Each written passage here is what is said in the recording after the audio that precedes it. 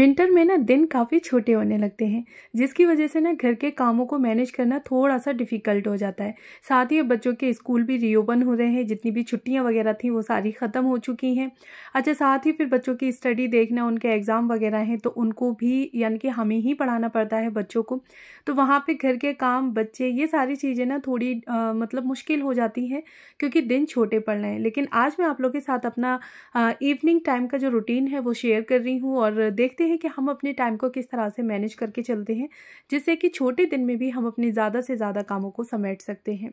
अस्सलाम वालेकुम एवरीवन, कैसे हैं आप सब लोग? उम्मीद करती हूँ कि आप सब लोग बेहतर होंगे, खुशहाल होंगे और मज़े में होंगे।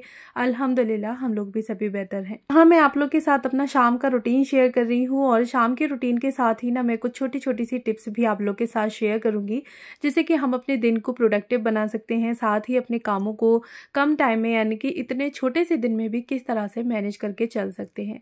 अच्छा, शाम के टाइम था तो मैं सबसे पहले सब्जी बनाने के लिए आ गई थी। मैं डिनर में बनाने वाली थी मूली की भुजिया, तो उसके लिए बस मूली को अच्छे से काट के धो धा के अच्छे से रख दिया था, यानी कि वॉश करके। और फिर उसके बाद मूंग की दाल ले ली थी, तो उसको भी मैंने धो के यहाँ पे रख दिया। मैं रख दूंगी इसको पकाने यानी कि पकने के लिए।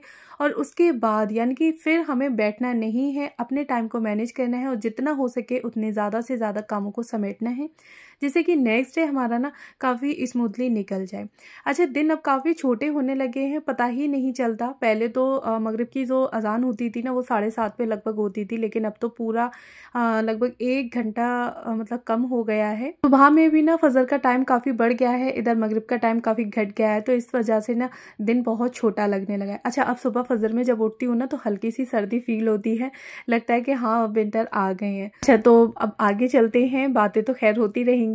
मैं फिर सब्जी पकने रख दी थी और उसके बाद मैं आ गई थी फटाफट से बेडरूम में। यहाँ पे मुझे हल्का फुल्की सी क्लीनिंग करनी थी, क्योंकि बच्चे दिन भर खेलते कूदते हैं और अभी छुट्टियां चल रही थी, तो बस दोनों ने मिलके इतना ऊधम मचाया हुआ था घर में कि हद से ज़्यादा। टॉयज़ वगैरह रखने के साथ ही ना निकल आते हैं, तो फिर अब बच्चों से मना तो नहीं कर सकते ना कि आप लोग ना खेलें, बच्चे हैं घर में, नहीं खेलेंगे तो कहाँ खेलेंगे। तो इसलिए मैं बच्चों को खेलने कूदने के लिए बिल्कुल भी नहीं रोकती टोकती हूँ। हाँ, खेलना है, जितना मन है उतना खेलो, लेकिन मीराब से तो मैं बोल देती हूँ तो वो अपने टॉयज़ जो भी खेलता है ना वो रख देता है। लेकिन दानिन अभी छोटी है, तो उसके टॉयज़ जो भी होते हैं वो या तो मैं रखती हूँ या मीराब रखता है। तो बस यहाँ पे बेडरूम में मैं फटाफट से आ गई कि चलो भाई बेडरूम को थोड़ा सा ठीक कर देती हूँ। इस टाइम पे मैं बेडशीट वगैरह को अच्छे से टकिंग कर देती हूँ, तो मॉर्निंग में कभी कभी मुझे नहीं करनी पड़ती। और अगर बच्चे इस टाइम भी अगर खेलते कूदते हैं ना तो फिर मॉर्निंग में मैं हल्का सा फिर कर देती हूँ। बस पिलो वगैरह भी सेट कर दी है, बेडशीट की अच्छे से टकिंग कर दी, और जो भी एक्स्ट्रा सामान था ना किचन का यानी कि गंदे बर्तन, तो बस वो मैं उठा के यहाँ से ले जाऊंगी। अच्छा, सामान अगर बिखरा रहे तो हम लोग घर की कितनी भी क्लीनिंग कर लें, लेकिन फिर भी हमारा घर क्लीन नहीं लगता।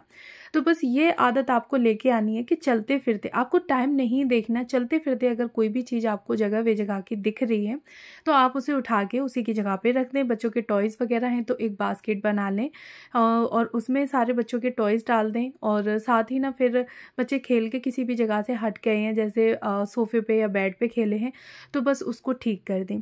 भले ही हमारा एक मिनट लगेगा इस काम में, लेकिन वो जगह है ना वो एकदम से नीट एंड क्लीन हो जाती है, फिर हमें देखने में भी काफ़ी अच्छा लग रहा होता है।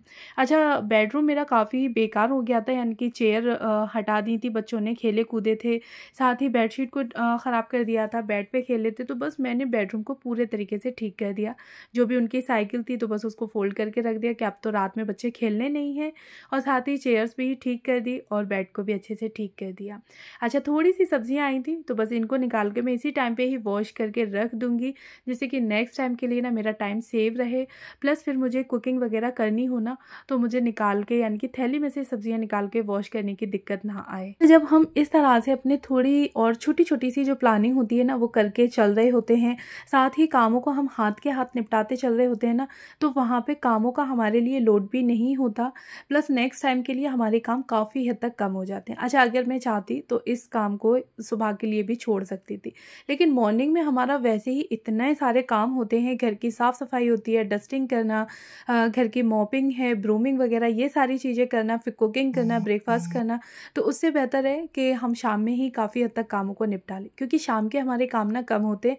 नॉर्मली कुकिंग होती है और घर की हल्की सी जो क्लीनिंग होती है वो, जैसे कि सामान इधर उधर पड़ा हुआ तो उसको उठा के जगह पे रख दिया और नेक्स्ट डे मॉर्निंग की हल्की सी हमने प्रिपरेशन कर ली।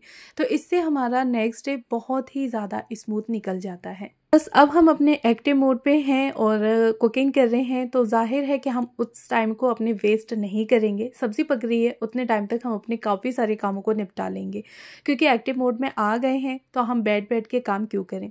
अच्छा, मैंने सब्ज़ी पकने के लिए रख दी, सब्ज़ी अभी बन रही है और इतने टाइम में ही मैंने अपने बेडरूम को भी क्लीन कर लिया। साथ ही जितनी भी वेजिटेबल्स थी उनको मैंने वॉश करके अच्छे से ऑर्गेनाइज़र में रख दिया। अच्छा, ये ऑर्गेनाइज़र मुझे काफ़ी अच्छा लगता है।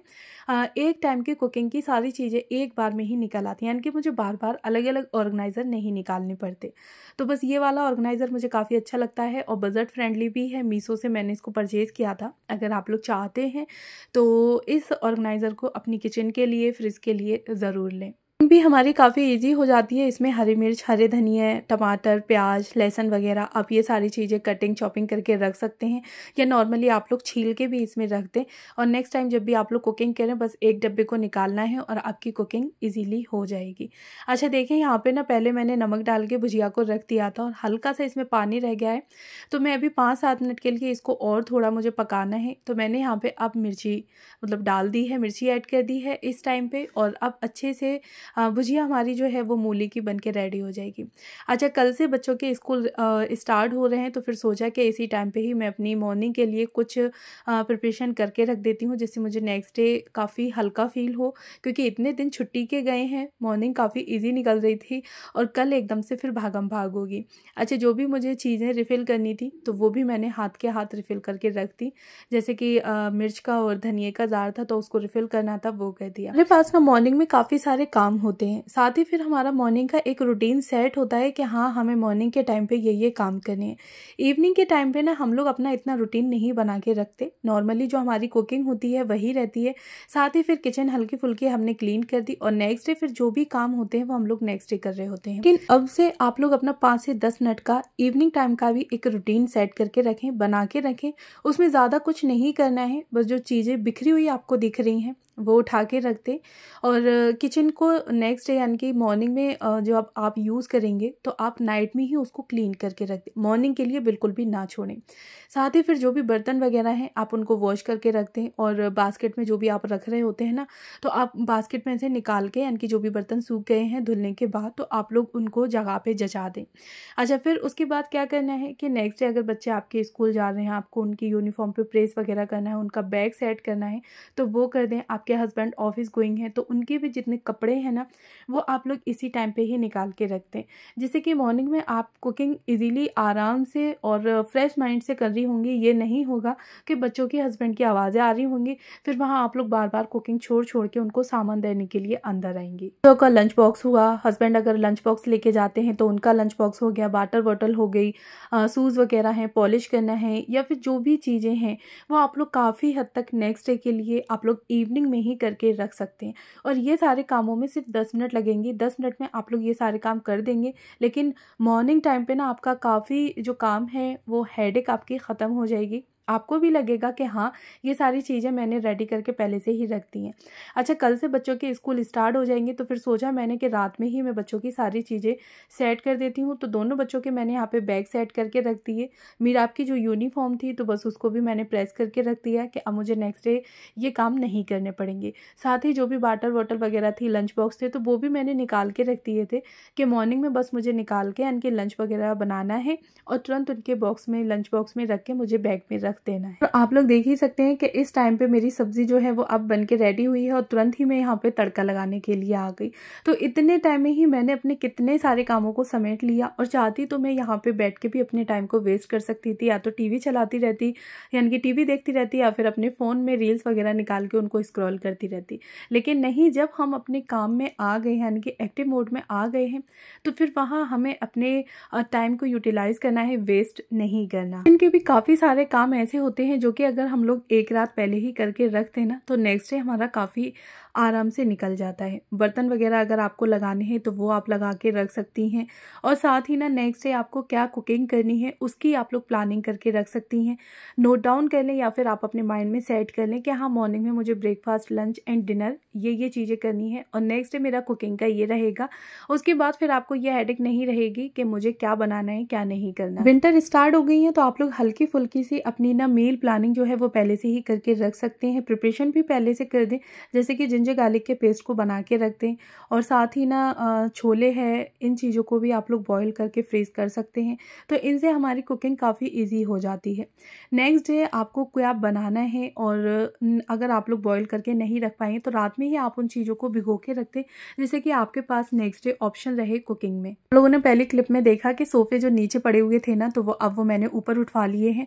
तो अब मैं इनको यहाँ पे सेट करने लगी थी, तो फिर मैंने सोचा कि किस तरह से सेट करूँ, कुछ समझ में नहीं आ रहा था। तो फिलहाल तो मैंने दोनों सोफे यहीं सामने ही रख लिए हैं, डाइनिंग टेबल को हटा के मैंने विंडो की साइड पे रख लिया है।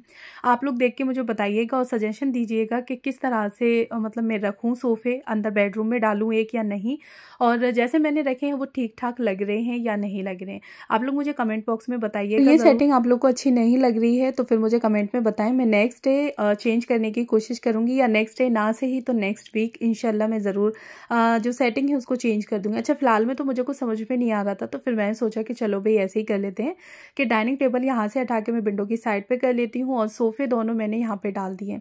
अच्छा, बैठक हो जाती है तो अच्छा लगता है, कोई भी गेस्ट वगैरह आए सोफे पर बिठा दो आराम से।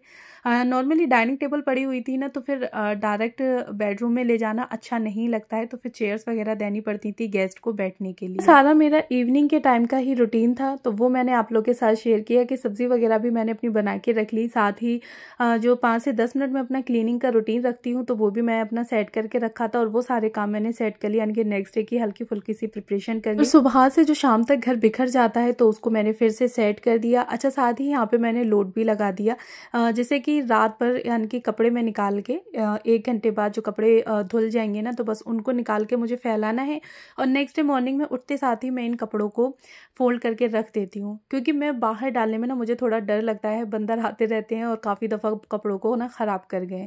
तो मैं नॉर्मली ऐसे ही चेयर्स वगैरह पे फैला देती हूँ, और फिर नेक्स्ट डे ना अच्छे से उनको फोल्ड करके उन्हीं की जगह पे रख देती हूँ। आयरन वगैरह करना होता है तो वो कर लेती हूँ। ये मेरा इवनिंग के टाइम का रूटीन था, थोड़ा सा रूटीन मैंने आप लोग के साथ शेयर किया है, और कुछ इस तरह से मैंने सोफों की सेटिंग की है।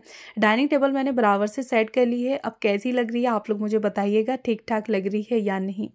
वीडियो मेरा कैसा लगा कमेंट बॉक्स में बताइएगा ज़रूर, और अगर फर्स्ट टाइम मेरे चैनल पर हैं तो प्लीज़ मेरे चैनल को ज़रूर सब्सक्राइब कर लें। दुआओं में मुझे याद रखें, इसी तरह से अपना प्यार मेरे साथ बनाए रखें। मिलती हूँ नेक्स्ट वीडियो में। Thanks for watching.